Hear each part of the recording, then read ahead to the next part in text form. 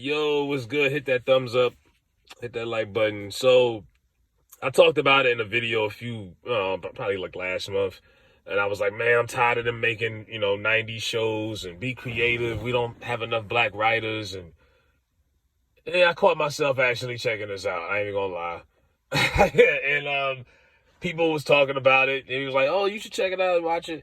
So I was like, I'll give it a chance. I had a little time on my hands. I think it got 6 episodes out right now. I watched the first 5. I didn't watch episode 6. I didn't get to that part. This show is emotionally draining, but it is entertaining. I'm not gonna lie. It is interesting. I will say the pros and cons. I'll get the good stuff out the way. I think some of the casting was done well. I love the soundtrack to the show. They definitely give Freeway his props. They play the hell out of that in the first episode. What we do is wrong. Um, but then there's some unrealistic things that I don't like about it either. I wouldn't say I don't even like about it. Now the original Fresh Prince, Aunt Viv, it was a professor. She is in this one also, and Phil was a judge. And they had a membership at the country club. Phil had one car. He had the Benz. That was the Benz that Carlton and Will got caught up in. Aunt Viv had her car, and you've seen that mansion, and they turned it into an Airbnb now, and that mansion was probably worth in the lower, probably paid, who knows what that mansion would have cost in 1990. But when you look at the way they live in this series, I'm like, yo, Will and Viv are like filthy rich on this, like mega wealthy. Like they living in a palace, looks like. I'm like, I'm like, hold up. They had a party in one episode. They got like 25 servers, 250 guests. Jeffrey's not doing anything. I'm like, well, how? I'm like, hold up. So a professor, that gig is paying that much in Bel Air? A professor and a judge who's running for district attorney, they that filthy rich? I was like, okay, all right. But on to the show. It is difference and similarities and all of that. So the kid that's playing Will, I think he's doing a solid job. He's very emotional. You know how hard it is to get yourself to cry on cue. This guy cried like 8 times in the first 5 episodes. I'm like, oh my God. They be having this boy cutting up onions every 30 minutes. He crying about something.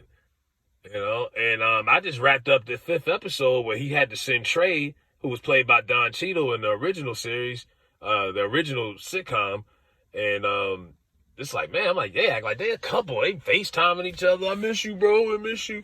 Viv gonna send you out here and all that. So it's a typical story. He didn't get beat up, but there was a shootout at the game, and his mother had to send him out to Bel Air, and it's rough for him out there. The guy that they got playing Carlton is a straight up pure asshole. Like he's easily the biggest, the antagonist, most hated person on the show.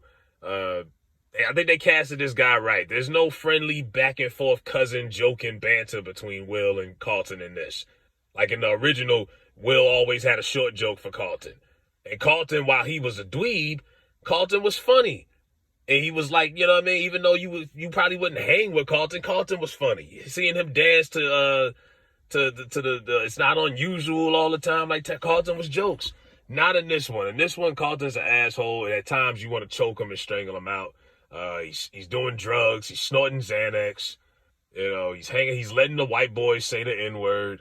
He's a sellout. While the original Carlton was disconnected also, culturally, he wasn't no sellout at the same time. This Carlton is completely different. And in this one, Lisa, and I did like the casting. I don't like the girl that they got playing Lisa. She's cute, but she ain't Nia Long. I'm sorry. They brought Lisa in here early. And in this one, Will and Lisa, obviously, they like each other, but Carlton and Lisa used to date. And in the original sitcom, I don't believe Carlton and Lisa dated. I could be wrong. I don't believe that was the storyline. There was another episode with another girl like that. But in this thing, he used to date Lisa. She likes Will. He's jealous. This kid is playing his role. He's making you want to kill him. Even though it's hard for me to believe that he could be with Lisa to begin with. I'm just like, Aunt Viv, I like the woman they casted as Aunt Viv. She gives me those Michelle Obama vibes. Kind of reminds you of the original Black Aunt Viv. Um, is a generational gap between her and Hillary.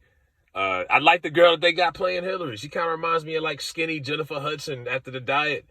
You know, she is outgoing. She's clumsy like the original Hillary, but she's not the walking punchline. She's not there for comedic purposes like the original Hillary.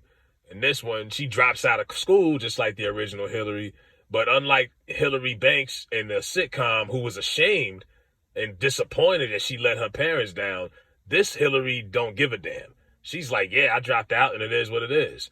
And Viv is embarrassed and ashamed, and Hillary's like this big social media star, and her mother is a Gen Xer. She's a Gen Z / millennials. Her mindset is different, and Viv doesn't see the security and a future for that. She's like, "What? How are you gonna function off this? Like, go get a job, go get finish school the old-fashioned way." And that's the generational disconnect these two have amongst each other. But it's a cool back and forth that they got. Vivian dropped her dreams of being an artist, and now she's like, just teaching, and she's settled. So they're trying to get her to do her thing.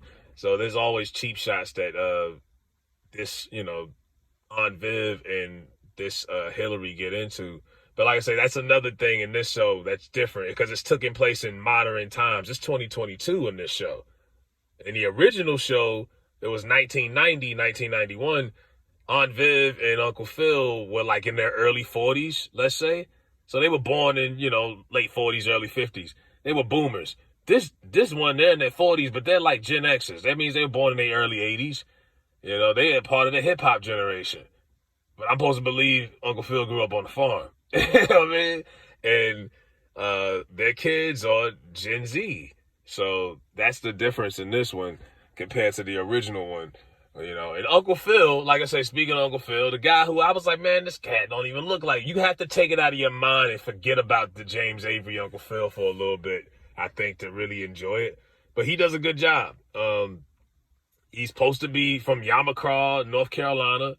The original Uncle Phil was born in South Carolina, grew up on a farm with his mother, went in the Jim Crow South, was a part of that whole civil rights era. He grew up in it. I think he marched with King. I know he went to go see Malcolm because Will asked him in one episode. This one different, not like that, because he didn't grow up in that civil rights era. He grew up in the 80s, 90s. Grew up listening to Wu-Tang and Outkast and Goody Mob and shit. But similar to the original Uncle Phil, he's disconnected culturally because he's been rich. And this Uncle Phil is way richer. They got millions on top of millions. So, and he's running for district attorney, just like in the original sitcom Phil was running. And they're trying to tap into that black demographic because the black folks in Bel Air don't like Uncle Phil. They don't fuck with him. He bombed on Big Boy was on this, and he did an interview on Big Boy. And it takes Will to kind of bring Phil back to reality and get him touched back with black people and help his campaign. So they got that off on this one. Jeffrey is interesting because I'm like, Jeffrey must be selling dope. As the original Jeffrey's British, and Jeffrey just was a smart ass that had jokes. And him and Phil had that funny banter back and forth. In this one, Phil and Jeffrey are like Batman and Alfred. They like close. They like tight. They play chess together. They always hanging out. They shoot pool. I don't see this Jeffrey. Does he work? I don't think Jeffrey works on this show. I haven't seen Jeffrey cook a meal. Hillary's a cook on this show. She does all the cooking. Hell, I've seen Phil throwing up flapjacks. Jeffrey doesn't do shit. He's like the protector of the family in this. He's more of like a security guard than he is a butler. Every time someone's in trouble or someone's in need, pop up. Here come Jeffrey. And Jeffrey's Jamaican in this one. You know what I'm saying? So that's the difference. And then Ashley, you knew they had to have some kind of LGBT representative. I said, yep, they took the baby girl. And while this Ashley is more devious and sneakier than the original Ashley, she has an innocence, I guess, because she's 12. like the original Ashley, but the original Ashley was not on this at all. You know what I mean? Wasn't she dating Steve Urkel at one point? He came on the show, and she was dating Tevin Campbell. This Ashley likes girls, and she's still attracted to boys. You knew they were gonna do that. I mean, what else do you say? Um, yeah. So those are the similarities of the characters that I've seen in 5 episodes I watched so far. Um, yeah, I mean, it's a solid show. It is what it is. I actually sat down and checked it out, so I guess I had an open mind.